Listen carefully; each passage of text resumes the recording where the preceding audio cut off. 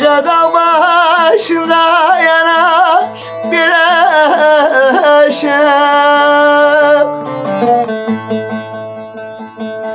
Düşmüşüm derdine olmuşum aşık.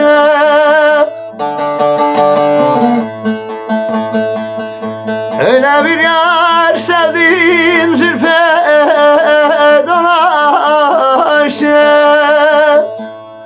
Dividim kalemim yazarım.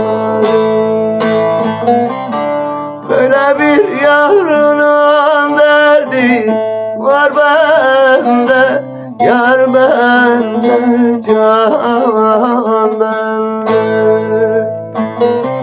Böyle bir yavrunun derdi var bende, yar bende, can bende.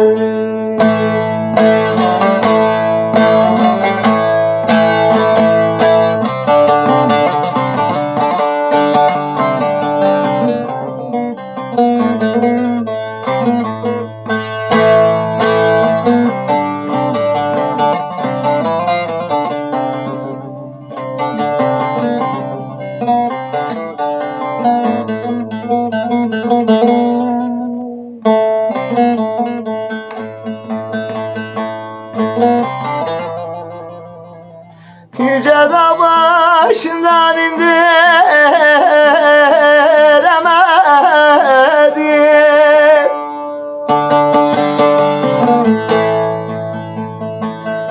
Gönlümün yanıma döndüremedim.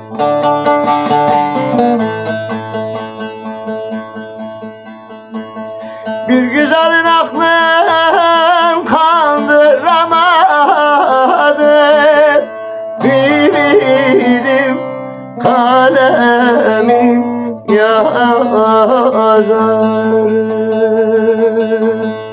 Böyle bir yavrunun derdi var bende, yar bende, can bende.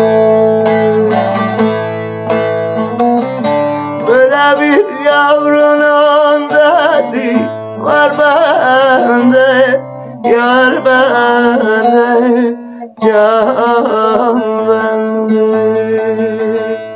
Böyle bir yavrunun derdi var bende, can bende, yar bende. Böyle bir yavrunun derdi var bende, aha bende, aha yüreğime.